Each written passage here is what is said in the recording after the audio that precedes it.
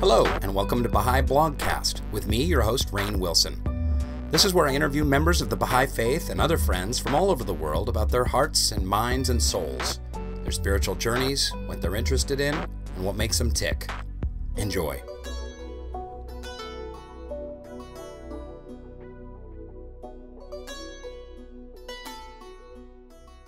Hello there, Baha'i Blogcast. This is me, Rainn Wilson. I have an extra special guest who was only available because she happened to be visiting the North American continent. I have Linda Kavelin-Popov with me today, and she's currently visiting Las Vegas for some reason. And Linda, where do you live? What remote Pacific island do you live on? I live in Aitutaki, Cook Islands. Cook Islands? Yes. It's near New Zealand, Tahiti. It's a little dot in the middle of the ocean. And how many people? Actually, yeah, go ahead. There's about 1,200 on our island and about 12,000 in all the Cook Islands. How many on your island? 1,200 on our island. 1,200. And how many Baha'is are on that island? Well, we just have a new Baha'i declared. So that makes 1, 2, 3, 4, 5 of us. 5 Baha'is. Yes, including one king. He's called an Ariki. He's one of the kings of the island. We have 3 kings on our island. Do those 3 kings ever get into a war like Game of Thrones? No, they tend to be related. Not that that would prevent a war. They each have their own village or their own territory. So they keep away from each other's territory. Wow, so there's 3 kings on this island, and one of the 3 kings is a Baha'i. Correct. Wow, that's exciting. And when did you move there? We moved there about 5 years ago. And what prompted that decision? You were, having a successful business and the Virtues Project, which we'll get to, and, Yes. speaking and lecturing and doing all kinds of exciting things in North America, and then you moved to this island. What happened? Well, we were loving being in Canada. We both loved where we were. Not that we were ever there, but because we were always traveling. But Rainn, what happened is that our lives changed very dramatically when my beloved brother John Kavelin, who was one of the founders of the Virtues Project and my best friend in the world, he was also living on our little island in Canada, Salt Spring Island in British Columbia. And he died of brain cancer. And we canceled all our bookings to move in with him and look after him for the end of his life. So when someone close to you dies, you start thinking, well, gosh, he's younger than I am. We better plan for our deaths. And so Dan and I had this rather important talk one morning. And I said, sweetheart, where would you go if I die before you? And he immediately said, oh, I'd go to Aitutaki. I said, what? I mean, we've been there before. I said, of all the places we've been in the whole world, why Aitutaki? He said, I really am not sure, but I think it's because it's one of the last good places on earth. So then he came to me that night and he said, I would so much rather you go there with me. And I didn't sleep the whole night, and I was praying and saying, oh, Lord, what is going on? Why would we move to that tiny little place? No Costco, no Netflix, no nothing, just beaches and people. So in the middle of the night, I heard this big voice, and it said, it's his turn.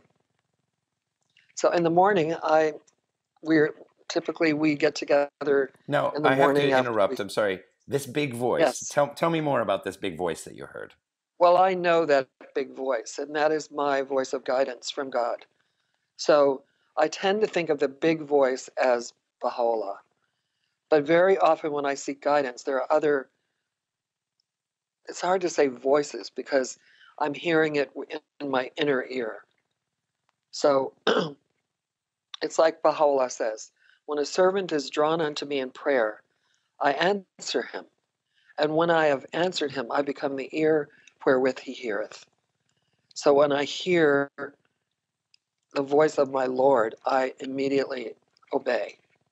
And it has never steered me wrong. So sometimes I see it as a vision, sometimes auditory. It's all about a meditation practice. So anyway, I went to him and I said, yes. He said, yes, what? I said, I'll go to Aitutaki with you. And I had gone on pilgrimage a year before. And the voice said, empty, empty, empty your house. I didn't understand what that meant until we decided to go to Aitutaki. And within 3 weeks, we emptied our house of everything. And we went. We just took a flying leap and decided to become pioneers. That's amazing. What a beautiful story. Thank you. That's a beautiful story. And how's it been? What have the challenges been like? I know we have so much to talk about, but since we're on this topic. Well, Rainn, since you already tapped into my mysticism, I'm going to tell you that we were there for a few weeks, and we happened to live in a rental house on a beach that has the most mosquitoes and the most sandflies. And it was hot. There was no air conditioning in the house. It was miserable. But the place was gorgeous. We're sitting on the front deck, and we're looking at this turquoise lagoon, and the palm trees are swaying in the breeze. And these people smiling at us, joking with us, beautiful people. And I was on a hammock, and I was staring at the waves, and I started to cry, and I said, I think this is insane. I don't understand why we're here. Why did you tell me that it was his turn? I was fussing and sniveling, and all of a sudden, I heard Baha'u'llah laughing, this booming laugh, and he said, oh, the sacrifices I make you endure. And then I started laughing because they call it paradise, and it is. It really is. It's paradise with bugs. With bugs. I mean, there's a sacrifice in everything you do. Sure. So, but we just adore it. We really do, Rainn. We've been adopted by a family. The king considers us part of his family, but there's another family. They happen to be members of the Latter-day Saints, but they've adopted us because their little girl adopted us when she was 2. She met Papa Dan on the beach, and she started coming to our house every day. Oh. And now she's 7, and we are her grandparents, and we are part of every family ceremony, every birthday. Her mother calls me Mom, and her father calls me Mom, and Papa Dan is Daddy. So we're in the bosom of this family. Oh, that's beautiful. I've never been anywhere where there was so much intimacy of friendship and family. I mean, I have so many friends that I have to actually create a pace of grace in my schedule so I don't overdo every day. Go, have somebody for breakfast every day. Right. And so the idea of family is very different there in a way. Like, oh, yes, it is. Extended family is very important. And everybody's cousins and everybody's, aunties. And that's so funny. I grew up in such a fractured family with lots of divorces, and I was an only child, and there was a lot of people alienated from each other, not speaking to each other. I didn't see grandparents for, decades because people weren't talking to them, and it just like this, and it's so unhealthy to kind of live in that, in this kind of a little petri dish where there's not an extended family and love and brothers and cousins, and because we're tribal creatures, we just do better with lots of love and people and extended connections between us. Exactly. And we feel so loved there, and we are the source of love for so many people, and especially the children. Like one of my grandsons down there said to me, Mama, what are we going to do when you die? We won't have anybody. I said, oh, you won't have anybody? He said, well, Mom and Dad, but we won't have you. Because we're the ones that really talk to them, listen to them, talk to them about their virtues, really play with them. That's the funny thing. Children are very loved, but nobody really pays any attention to them after they're about 4 years old. They just go off and play with each other. Cool. Let's go back to this voice, because I think that most of our listeners here are Baha'is, but we have occasional non-Baha'is listen in to some of these podcasts. You say you have a mystical nature. Yes. How can people become more in touch with these voices, with promptings of the Holy Spirit, a voice, a guidance from the other side, an intuition? Abdu'l-Baha talks about, harnessing our intuition and focusing our intuition. And through your life, how have you managed to connect with this mystical side and direction from another place?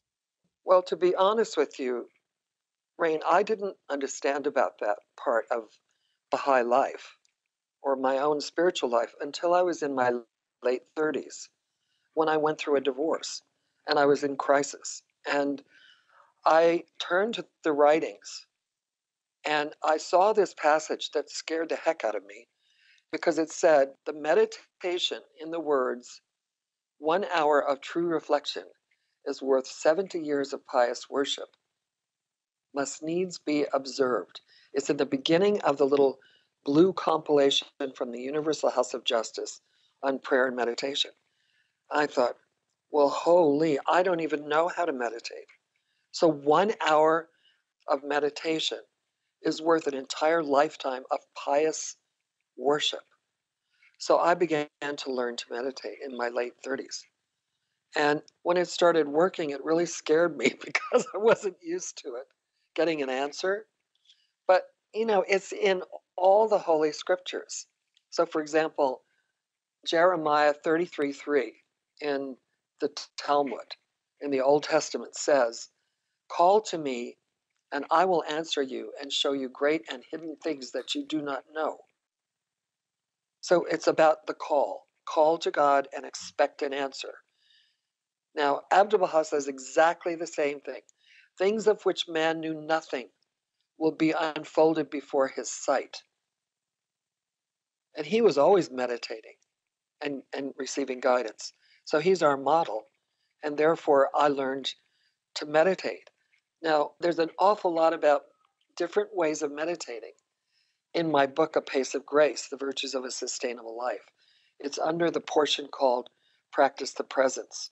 It's a big part of the Virtues Project body of work, actually, is the belief that we need to honor our spirit regularly. And that means every day having a routine of reverence. So for me, it's RPMs. The RPMs of reverence are read something that inspires you, even a single verse, Baha'u'llah says, with joy and radiance is better than reading wearily all the scriptures of God. So read and really let it in, pray, and prayer is a conversation with God. Now, a conversation means you're talking with somebody. So if you don't listen for the answer through meditation, you don't expect an answer, then you're hanging up before the person gets a chance to talk to you. It's like calling somebody up. Hello, I have this question for you. Click. So we need to trust. We need a lot of trust that if a strong thought comes to us or someone gives us a book, that the guardian says you rise from prayer as if your prayer has already been answered.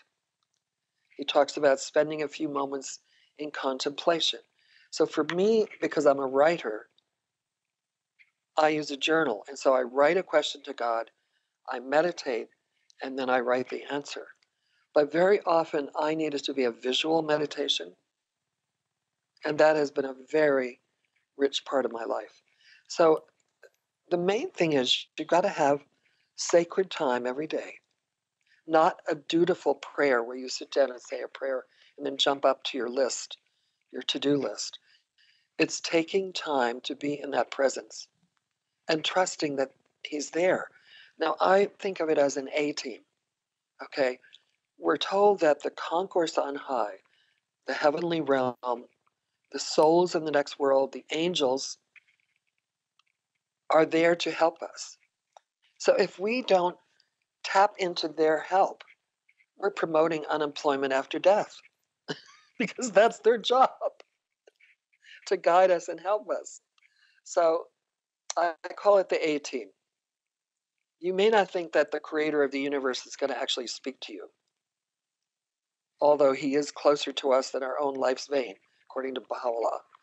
We don't have to comprehend his nature, her nature, to know that we're in that presence. So the A team is angels, advisors, and ancestors. Mm. So your ancestors, they're standing there going, why doesn't he listen to me? Because Mm-hmm. they want to share with us. So they may do it visually through a visual meditation. They may do it auditorily. They may do it through a virtues pick. They may do it through what looks like a random, but is actually a synchronistic meeting with someone who will say something to you. Mm. Can I give you an example of that? Please. Well, I have lots of them, but for some reason, this one comes to mind. I was praying one morning and I was really enjoying this beautiful visual meditation. I was walking across a meadow and I saw Abdu'l-Baha in the distance. And always he would give me some task to do, and then he would pick me up and hold me. And I was a child in those meditations. Well, all of a sudden there was like this commercial interruption. And the big voice said, it's time for the Virtues Project to go to a wider audience. And I thought, what? It's in like 17 countries. It's, we're traveling all the time.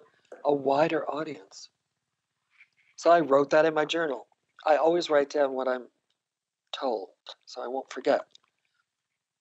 So I finished my meditations and the phone rings and this woman tells me she's an agent in New York, a literary agent. She says, I've heard of the Virtues Project. Now, have you written any books? And I said, yes, I've written the Family Virtues Guide and Sacred Moments, which is a daily meditation book. She said, well, I'm interested in representing you because I think it's time for the Virtues Project to go to a wider audience. Mm. Now, that's when you know that your inner guidance is confirmed. When you hear it inside or you see it, and then something outside of you, beyond your control, confirms it. That's beautiful. Because I think that's what the average listener would want to say. Like, how do you know that it's the voice? How do you know that it's the guidance? How do you know that it's the impetus or the impulse to make a certain choice or go down a certain path? People want a certainty. I mean, that was about as certain as you can get. But Yeah. Well, you know what it is? It becomes a habitual relationship that you learn to trust, because if you act on that guidance, then you'll see the fruits of it. Now, it should obviously only be something that is not harmful to anyone. I think Baha'is are terrified of meditation. Yes. Because they're worried about vain imaginings. How do you know it's not your imagination? But the truth, how is God going to reach you except through your imagination? So Abdu'l-Baha, imagination is a divine gift. It's a divine gift, exactly. Abdu'l-Baha says we are meditating whether we mean to or not. It's all a matter of where is the mirror of your heart turned. If you're always thinking of earthly things, then that's what you're meditating about, and that's where you live. That's where you dwell. But if you turn the mirror of your heart heavenwards, you will reflect the divine light. And he will show you things that you do not know. I think I may have said this before on the podcast. I always forget, like, if I'm having conversations with people, I forget if it was ever on a Baha'i Blogcast podcast. So listeners, forgive me if I've gone into this before. But I find it remarkable in the United States right now that half of the population prays and half of the population meditates. The prayer people are mostly born-again Christians. Right. Not even born-again Christians, just Christians. And Christians have a beautiful way of praying. I hang out with Christian friends, and they talk directly to Jesus, and it's so heartfelt, and it's just filled with passion. and vulnerability and openness. Yeah. They have a direct, loving connection with Jesus. Yes. The half that meditates are in the cities, the secular America, and meditation is all the rage in New York and LA at yoga classes. So you've got Yeah. half that are only talking to God and half that are only listening to the universe. But very rarely do we do both. And prayer and meditation, of course, is called on by Baha'is. But the other problem I have in the Baha'i community is um, the way Baha'is pray is so often pick up a prayer book and recite the words that are on the page. And it's so absent of the aching, vital vulnerability of a Yes. connection from your heart's core to one's creator.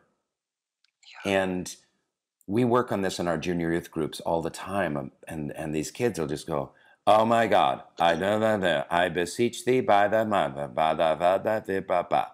And it's so disconnected. And when you bring Yeah. Christians and you're around Christians and they hear a Baha'i like look at their phone because the app is on the phone and like read in a half-hearted, lackluster way some Yeah. prayer off of there, Christians are just Yeah. like, what is that? That's not prayer. I don't even know. I No. don't know what that No. is.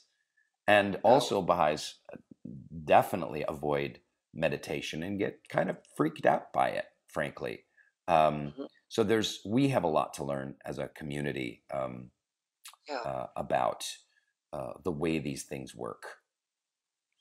Rain, I so resonate with what you're saying because when I'm in a group of Baha'is and to read in that way, I can't even pray. I go off on my own in my own mind because it's not passionate, it's not real, it's not authentic. And to me, the greatest example of the kind of prayer that you are describing, the vulnerable heart, the openness to God, putting everything in the lap of the divine, is in the fire tablet. Mm. That is an example to me that taught me so much about being real in my prayer. Like if I'm angry, I give my anger to God. And I say, wasn't that the most disgusting thing you've ever seen?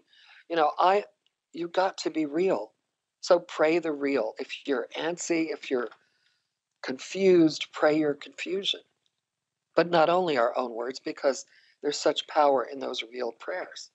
But to me, if I don't memorize it and it doesn't become part of me, just reading it out of the book just does not cut it for me. And So, and I you find know, my mind wanders so much oh, when I'm exactly. reading I something. just I just go off to my to-do list. I just can't do it. Exactly. So, So let's Rain, go to this island. How do you say this island again?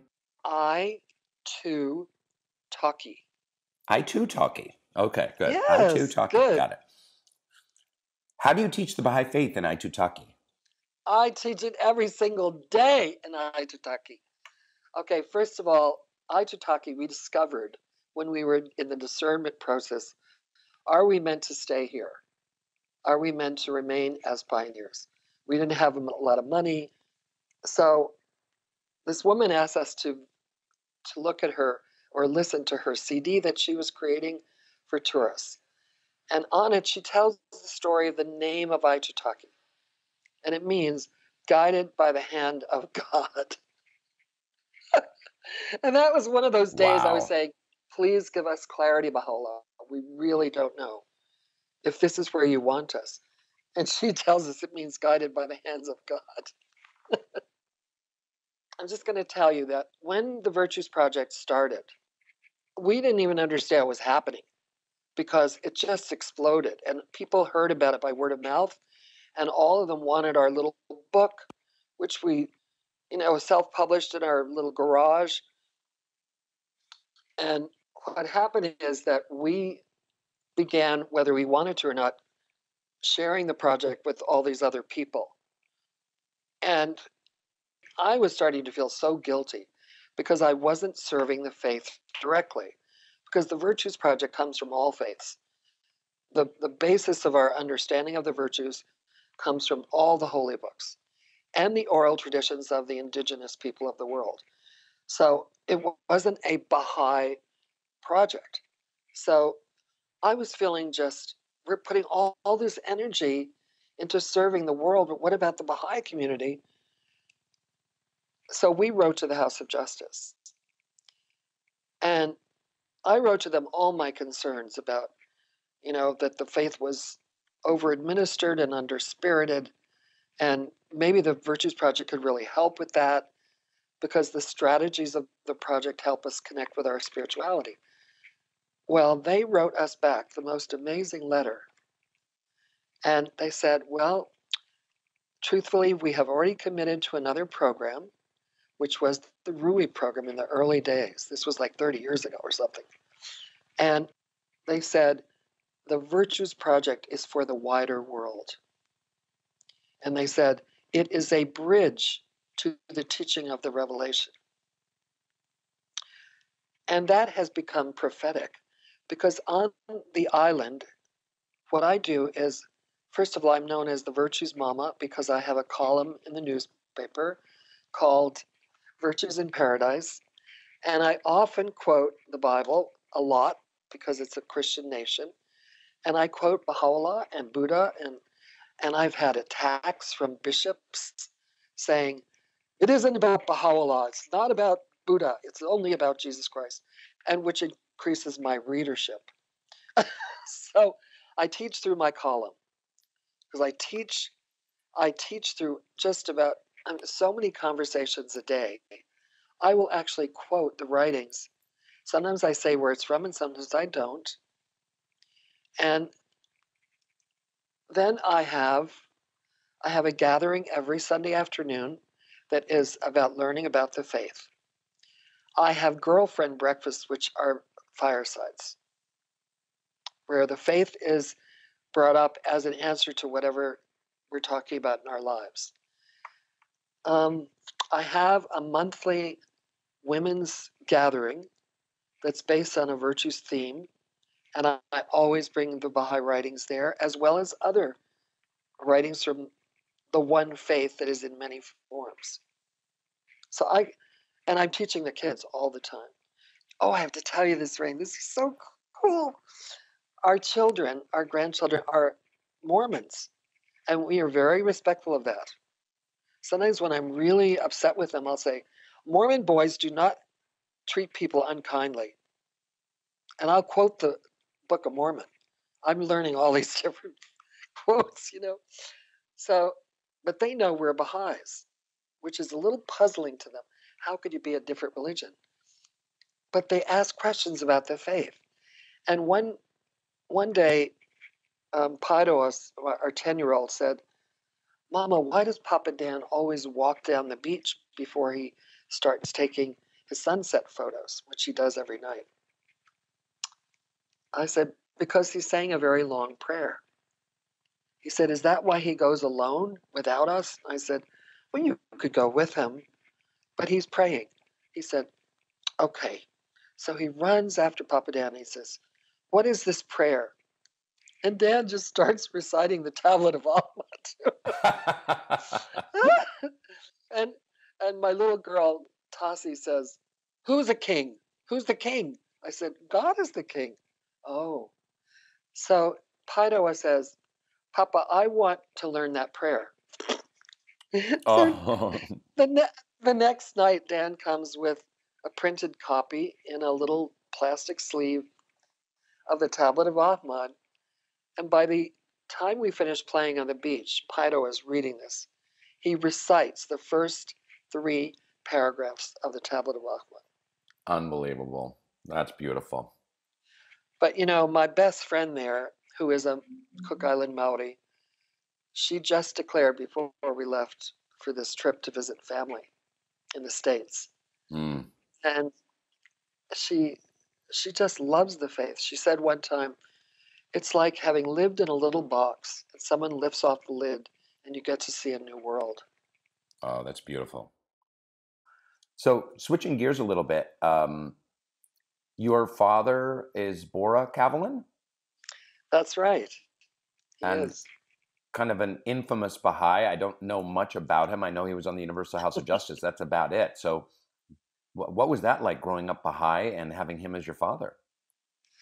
Well, to be very honest with you, Rain, part of it was a test for me because I adored my father, and he was a real estate broker in New York City, became very, very successful, and then he started traveling for the faith. He served on the National Spiritual Assembly of the U.S., and I was 21 when he was elected to the very first Universal House of Justice at that convention in London.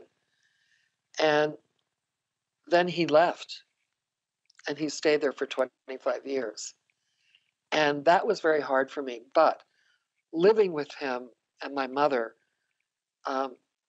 it was pretty awesome growing up as a Baha'i because every summer we would go to Greenacre Baha'i School for the whole summer. We'd rent a little cottage in the woods, and I got to hear fabulous speakers from all over the world. And also in our home, we would have people from Africa stopping and staying with us. William Sears stayed with us a lot. We had the most awesome guests. And so my brothers and I got to sit at table with Elsie Austin, who was a hand of the cause, and just these amazing people. So we were constantly being immersed. What was the test? The test was missing my father.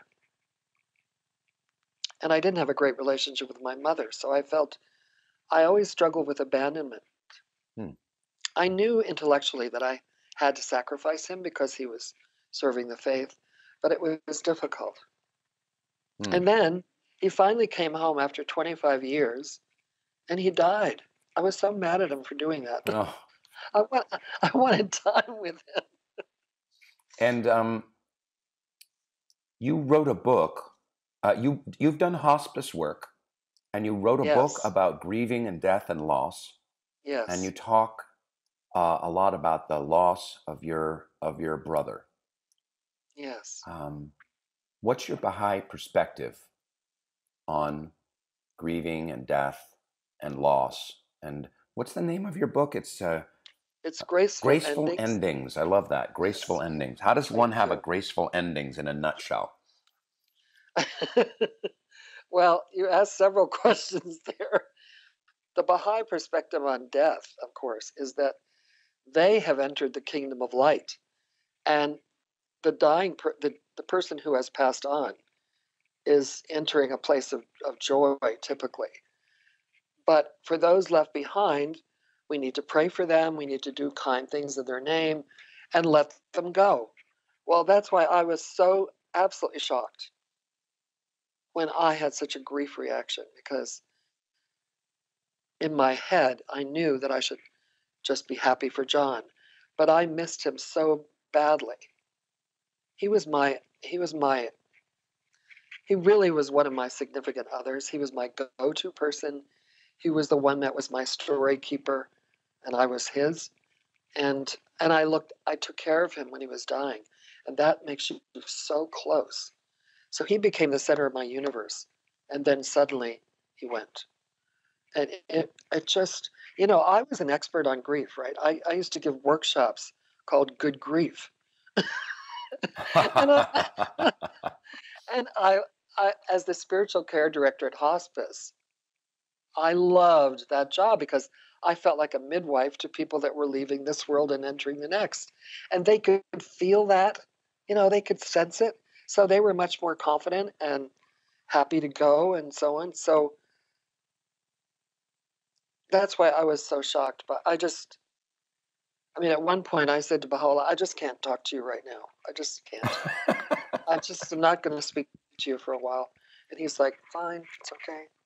I just felt this respectful backing away. So then about 2 months later, I decided to take a spiritual retreat.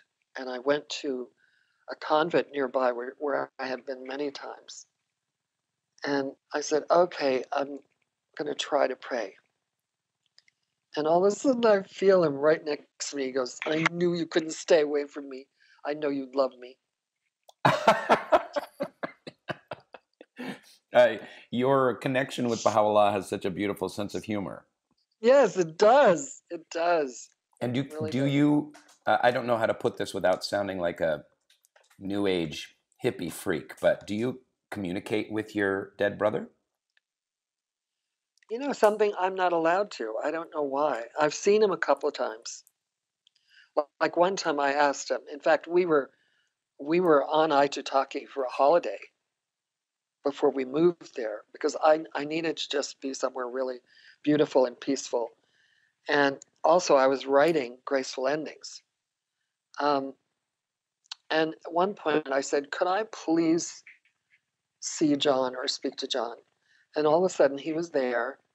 And I said, John, what is it like? And he said, oh, it's just heaven. Using my mother's Southern accent. And then I said, what are you doing? Like, what do you do there? And he gave me this glimpse, Rainn. He stepped aside and he pointed at this, like a crystal city. He said, I get to design that. He's a Wow. designer. You know, he was an Imagineer with Walt Disney. And we stole him from Disney for the Virtues Project. So So he took his skills learned at the Walt Disney Corporation and he designed Mr. Toad's Wild Ride. he did. He did. We used to call him Mr. Toad when he was a little boy because he went so fast he'd fall up the stairs. That's beautiful. What a great Yeah. story. So now we'll transition to the topic that we've all been waiting for, the Astounding Virtues Project. I remember I was introduced to it, I think by Amy Porter, Casey Porter's wife, who's a Baha'i near me. And I saw the book on the shelf, the Virtues Project, and I opened it up and I just, my eyes went wide. It was so beautiful that all these pages with these spiritual virtues as very simple, digestible lessons for children and their parents. Yes. The Yes. idea of focusing on a spiritual virtue for a week, for noticing it in your life, having a dialogue about it over a week or over a month, over an extended Yes. period of time, so that children can have their attention drawn to the specific virtue, be it honesty, compassion, what have you, and be noticing it as they're doing it throughout the week, as other people are doing it throughout the week. Um, Yes. and then all the other resources that you've done, the virtues cards, the educator guides. We brought it down to my wife and I and Dr. Catherine Adams and a whole bunch of Haitians that we work with and Haitian Oh, Baha'is and non-Baha'is on our project in Haiti. We use a virtues guide. We get excellent. exercises from it. We really enjoy it. So how did this come about? Well, Rain, every year Dan and I would choose a service project for the community. And one year we hadn't quite chosen it yet. And my brother John left his role as Imagineer for Disney and he came for a visit. And we were having brunch at the Empress Hotel in Victoria, British Columbia, on his last day. And he started saying, I really need to take a leave of absence from Disney because I'm longing to do something of direct service for humanity. And Dan and I looked at each other and thought, aha, this is why we haven't chosen the service project yet. So we started talking about what are the needs in the world. And John actually left Disney. He quit and he took a leap of faith and came and stayed with us for what we called our summer of discernment. What we talked about was I was a psychotherapist doing a lot of work with children, families, adults. Dan is a pediatric clinical psychologist and a scholar of the world's sacred texts, and John, a designer. And so what came to us was the high level of suicide and violence amongst children and youth. And we thought somebody really should do something about that. And that was the seed that grew into the Virtues Project. It was like, how do you help these kids that do random acts of violence, shoot a kid off his bike who they don't even know? And when they have incarcerated these kids, and they said, why did you do it? What were we thinking? Oh, I was bored. Now, that level of boredom is the disease of meaninglessness. No sense of a meaning in life. What is my purpose? There's this longing in youth to make an impact, to develop some idealism. That's the time when idealism develops. And if there's no place for that, and there's no hope, there's a failure of hope, there is then a vacuum of virtues. So we thought, well, we better find out what the meaning of life is. So we looked into the Bible, the Baha'i writings, the Bhagavad Gita, and at the heart of the meaning of life are the virtues. Why are we here? To love, to serve, to have joy, to be creative, to reflect the virtues in the nature of God. So that's how it started. And then we thought, well, how do you reach children? You have to reach their parents. So that's where the idea of the Virtues Guide came from. And you self-published a book, and you have Yes. several books out. How do you take the ideas of the Virtues Project and spread it into the world? And by the way, before you get to that question, I love that, my favorite quote of Baha'u'llah's, which I'm going to mangle now, be anxiously concerned with the needs of the age you live in. Yeah. So there you were having this discussion, anxiously concerned with the needs of the age you lived in. And out of that consultation and consultative process came the germ for this incredible mission. So That's right. my hat off to you. If I had a hat, I you. would doff it towards you in your general direction. Thank you, Rainn. Well, we absolutely had no idea about marketing. We're not marketers. And something happened. We had one of these sacred events, which was part of what the Maoris call the Whakapapa, the Sacred History of the Virtues Project, in 1990. So one morning, when the Virtues Guide, the original Virtues Guide, was almost laid out by John, I come into the office, which was our garage, and he's madly typing away. And I got this sudden premonition that he should turn off the computer. And I said, John, save it and turn off the computer. And he goes, are you crazy, Linda? I'm just about finished. I said, just do it. No, the big sister command. He sighed and he backed it up and he turned it off. And the moment he turned it off, huge crack of thunder, all the electricity went off. He would have lost a huge amount. Oh my goodness. The wind howled around our house for 3 days. It was dark, it was cold, it was January in Canada. And all we had was a little wood-burning stove in the garage. So John and I got up early the next morning and tried to make tea on the stove. And he said, well, what are we going to do with it now that we finished it almost? I said, I have no idea. I said, we better ask. He said, ask who? I said, and I just pointed, I said, John, we should really meditate. And he goes, I'm not very good at that. I said, okay, darling, let's just get quiet and just reflect. So we're sitting there in the dark. And then I say, so John, did anything come to you? And he said, yeah, something about Native people. And I had a flip chart, so I wrote Native people. And he said, what about you? And I said, you won't believe this, but I heard First Nations first. Wrote that down. And I said, something I have no idea what it means, integrated community development. So that was our guidance. And then I said, how the heck are we supposed to get this to Native people? All they need is more white people telling them how to live, much less raise their children. I don't understand how I always argue with God before I accept his will. So third day, the lights come on, the heat comes on, and the phone rings, and I answer it, and this woman goes, are you the people with the virtues? I said, yes. She said, will you bring them to my people? I said, what people? She said, I'm the director of education for the Tsawwatanuk First Nation of Kinkum Inlet. And she said, we really need your help.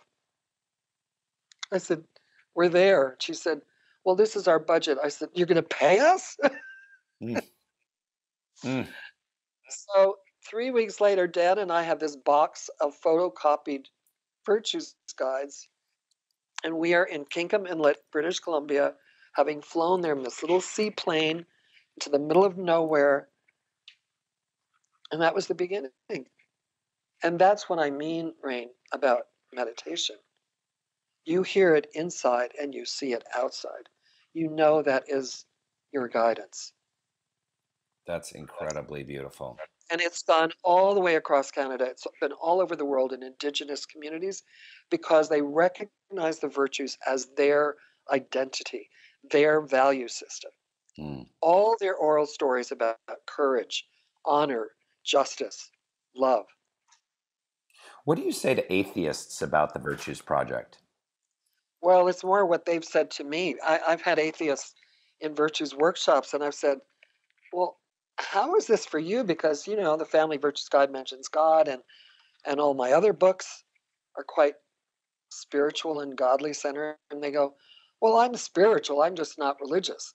And one woman said, I just put another O in the G word, and I'm fine with it. Godot. So No, I'm just kidding. for a lot of people with no particular religion, it is like their spiritual path. And what are is to some of the live by- spiritual strategies of the Virtues Project? Oh, thank you for asking. I think that may be one of the signature contributions of the project. It's 5 strategies. The first one is speak the language of the virtues. And it means whether you're correcting someone, you're acknowledging someone, or you're thanking someone, you use virtues language because it shapes character. Language is so powerful that it can destroy someone's spirit or it can uplift them. So if, for example, someone is, let's say a child is starting to hit another child, you can go over and say, I want to know what's happening here, and you need to use your self-discipline right now because people aren't for hitting. So let's get peaceful now and tell me what's happening. What are you feeling? What's going on? But it's also very important to thank people with a virtue, because if you just say thank you so much, you're just showing how thankful you are. But if you say thank you so much for your excellent attention, Rainn, then you know that it's about your excellent attention. Mm. Mm. So it's also the way we think. So language of virtues, language is the way we think, the way we see people, the way we speak, the way we hear. We're hearing, listening for those virtues, and the way we act. So it's a whole approach to life. And it leads to the second strategy, which is recognize teachable moments. Never shame yourself in terms of dwelling in a place of guilt. Use guilt only as a signal for change. So if I open myself to lifelong learning, then I've captured that strategy. And if I make a mistake or I hurt somebody, I'm not going to make excuses. I'm going to make amends. So it's a very, very important. It's something not only for individuals and children, it's for countries. Like I was in Spain one time on a book tour of Las Virtudes Familiares, the Family Virtues Guide in Spanish. And the host on the radio show said, so does Spain have virtues? I said, well, there's always there's the virtues you show and the virtues you need to grow. And I said, I would say that one of the virtues that Spain as a country shows is huge enthusiasm, passion for life, passion for food. And he said, what about the growing ones? I said, the growth virtue for Spain is orderliness. I said, you go to the airport and you wait for 3 hours in a line. And as soon as the people come, the agent comes, everybody rushes to the front. And there's no line. He said, you're right. We have absolute chaos. Mm. Language of virtues, teachable moments. The third strategy is set clear boundaries based on justice. So whether you're protecting your health by establishing a pace of grace in your life, moderation, or you're setting house rules for a family or a school, instead of, you're not trying to torment a child with punishment. You're trying to mentor them with education. So authority is always in the service of learning, always. But at my age as an elder, I have a lot of boundaries about my time and energy. So I choose who I'm going to be with, how I'm going to spend my energy. And I'm very discerning about what are my yeses at this stage of my life, and everything else is a non-negotiable. Mm.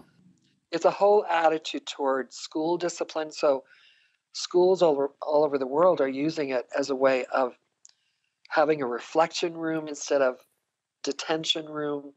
And kids will think about what they've done and say, here's the virtue that I forgot to practice. Mm. And next, this is what I'll do. Mm. Okay, the fourth strategy is honor the spirit, which we've actually talked about quite a bit. Mm. Have a routine of reverence every day. Honor your spirit by doing what you love.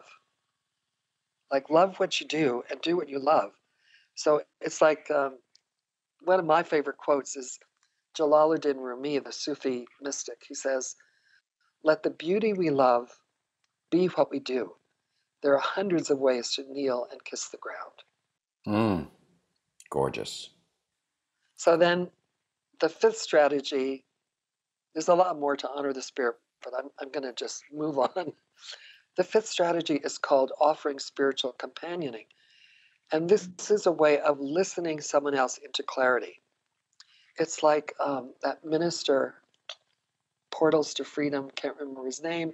Howard Colby Ives. Very good. Excellent. Boy, you have a good memory.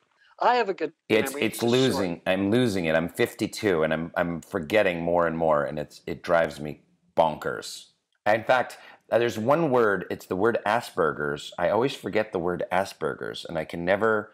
And I even try to picture a butt and a hamburger to remember that word. And then I was thinking, well, maybe I have Asperger's if I can't remember the word Asperger's. I don't know.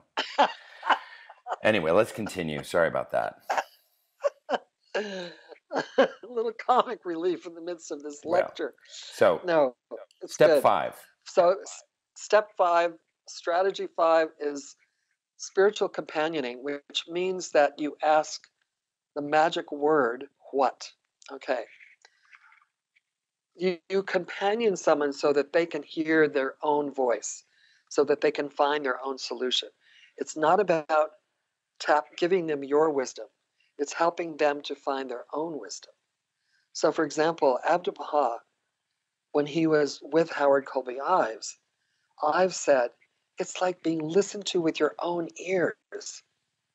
Because Abdu'l-Baha would sit in silence, looking into the soul of the person, and they'd be going on and on and on, and they would find clarity and they would find love. So companioning is a whole process that we teach in the Virtues Project, and it's as simple as what's going on.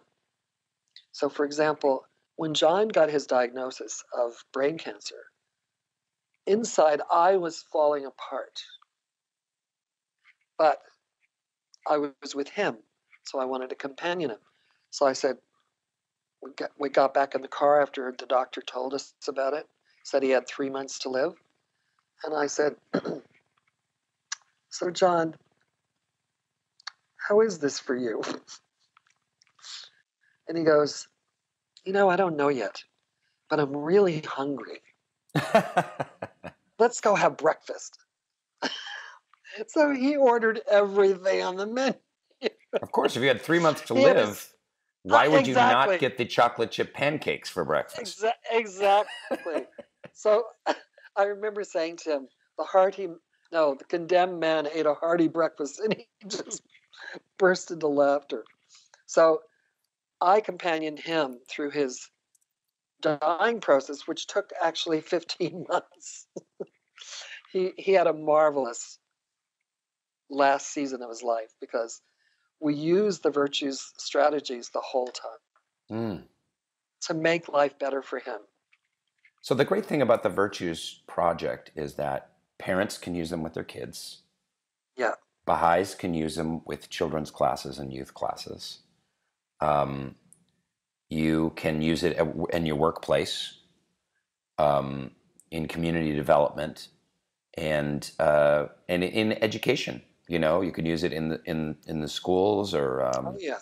That's right. there's so many different ways to use it. And I really encourage people to go to virtuesproject.com. There's a virtues shop there. They have reflection cards, Family Virtues Guide, which is the kind of the founding book, A Pace of Grace, Virtues in a Sustainable Life. There's a poster, Gifts of Character poster, educator virtues cards and family virtues cards. And it's all just terrific stuff. And speaking of the website, let's go to the two things about it. One, I noticed you've got a novel up there. Oh, yeah. You've got I know. So on top of everything else of being a clinical psychologist and working in hospice care, starting the Virtues Project, speaking all over the world, and now pioneering in that Aitutaki. island I can't remember how to say. Is it Asperger's? No, okay. And you've written a book, so tell me about this new chapter in your life of writing. Well, I really wanted to write a novel about my experience with the First Nations. And every story in there, I've either witnessed it or it happened to me. So, but it's a page turner, I'm told. People say I couldn't get any work done. I just kept reading the book.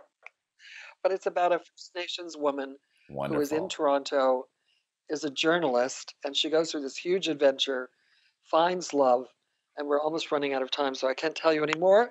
But it's on Amazon and in the Virtues shop. And I really love that book because it gave me a chance to tell the story of the lost generation, the children that were stolen from the villages and raised in residential schools.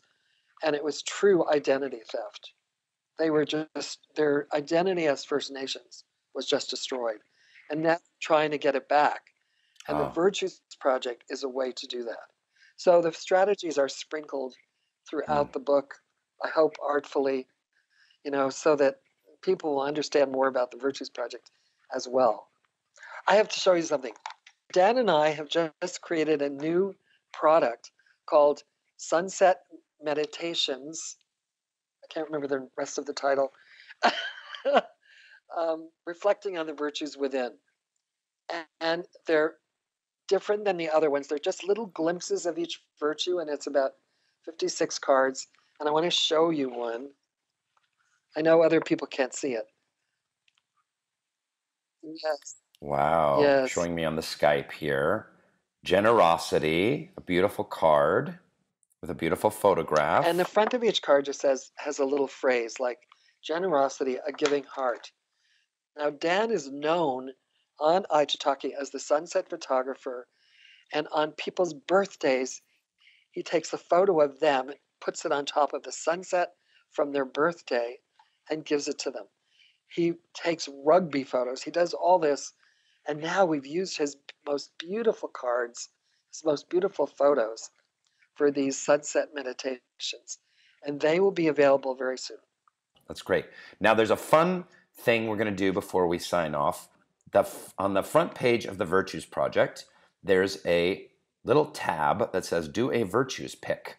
You can also get an app on Android or iPhone to do a Virtues Pick. Is that right? What's the name of it, the app? It's Virtues Pick.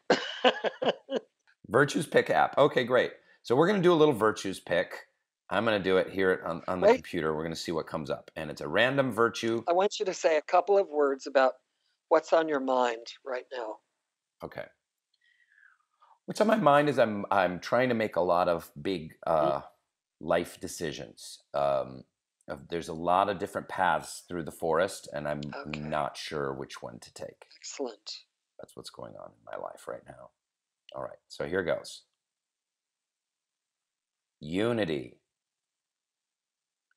And it's a beautiful card that's popped up. Unity is a powerful virtue and brings great strength. It is inclusiveness. It brings people together. and the practice of unity. There's an Ojibwe prayer. We know that we are the ones who are divided, and we are the ones who must come back together to walk in the sacred way. And there's a little meditation. I'm thankful for the gift of unity. It makes me an instrument of peace. Really beautiful How does that card. speak to you, to your question, Rainn?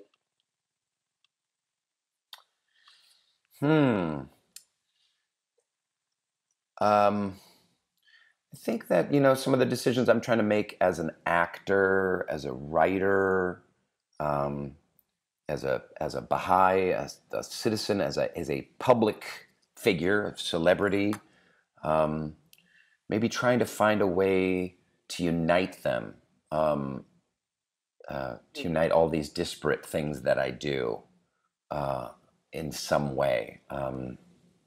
So that's just some impulse that came up for me, as opposed to thinking of them as these disparate things, because I'm kind of get into a mode of either or. Well, to me, you're actually using your virtue of discernment right now and wisdom to actually seek what will feel like it's in unity with you and your spirit. So I'm seeing discernment in you. I absolutely value your sacred curiosity and your friendly, open presence. You made me so relaxed that I just talked. It was an absolute pleasure speaking with you, and I wish we could have another hour of conversation. There's so many more questions I want to ask, so maybe we'll do a part 2 with you at some point. That would be wonderful, Rainn. I'd love to. Or I'll come down and see you on the island, and we'll hang out and record part 2. Absolutely. We'll hang out and actually do a whole virtue spec with both of us. There, perfect. Excellent. Thank you so much for your time. Thank you so much, Rainn. Thank you. Bye for now.